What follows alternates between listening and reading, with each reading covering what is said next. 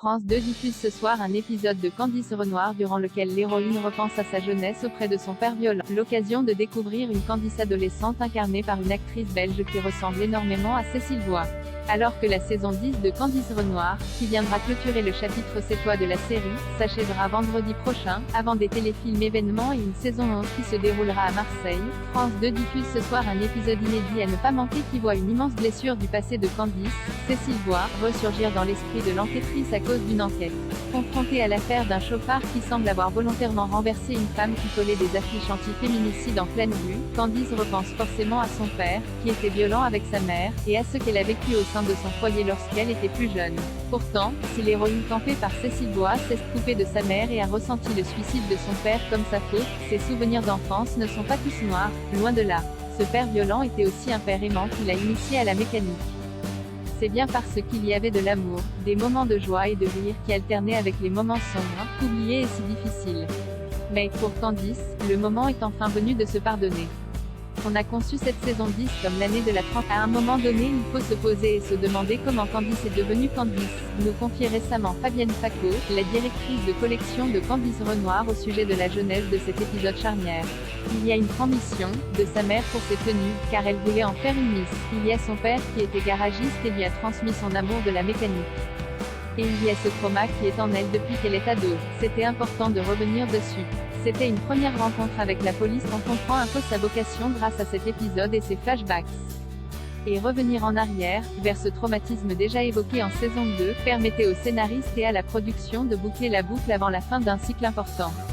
En saison 2, on avait réfléchi avec Solène Roy-Pagenaud, la créatrice, NDLR, pour que la fantaisie du personnage ne se retourne pas contre nous et contre elle. Et qu'il NY est pas quelque chose de trop léger dans la série, même si cette part de fantaisie était indispensable dans Candice, explique Carole Lebert, conseillère des programmes de France Télévisions.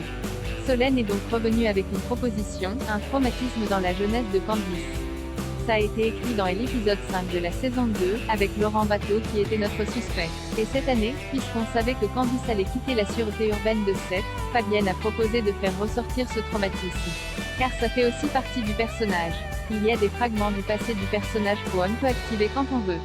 Et ça permettait de boucler certaines choses puisque le chapitre sétois se referme. Une jeune comédienne belge pour incarner Candice adolescente dans l'épisode de ce soir, le 5e de la saison 10. Les téléspectateurs vont ainsi assister à plusieurs flashbacks durant lesquels Candice, alors adolescente, est incarnée par Lisa Horstman, une jeune comédienne belge âgée de 17 ans qui ressemble à s'y méprendre à Cécile Bois.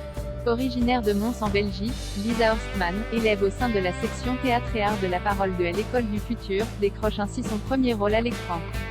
Et c'est tout simplement grâce à une annonce de casting à laquelle elle a répondu qu'elle s'est retrouvée dans l'aventure Candice Renoir. Une amie de ma maman a envoyé l'annonce de casting, qui était sur Facebook. Il y avait une photo de Cécile Bois quand elle était jeune, et elle a dit à ma mère qu'elle trouvait que la ressemblance était frappante, qu'elle me voyait sur la photo, a confié Lisa Horstman à Ciné Télé Revue.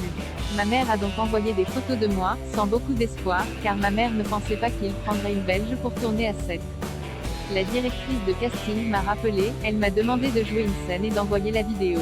Ils ont été contents. Quelques jours plus tard, après quelques autres échanges, j'ai appris que j'étais pris. Un très joli coup de casting, tant la ressemblance entre Cécile Bois et la jeune Lisa est bluffante, qui a visiblement soulagé la production et France 2 puisque les équipes de Candice Renoir cherchaient une comédienne pour camper l'héroïne jeune depuis des mois quand ils ont décidé de se tourner vers la Belgique.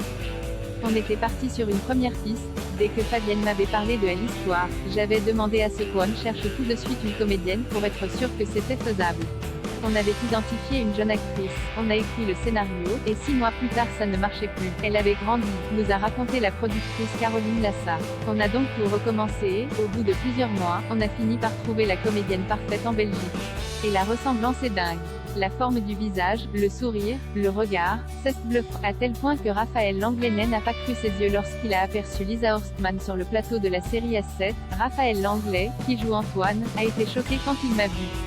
Il est venu vers moi, il était bouche bée, a en effet confié la jeune actrice belge à Ciné Télé Revue. Reste maintenant à savoir si d'autres flashbacks centrés sur la jeunesse de Candice verront le jour en saison 11 et permettront à Lisa Horstman de renouveler l'expérience.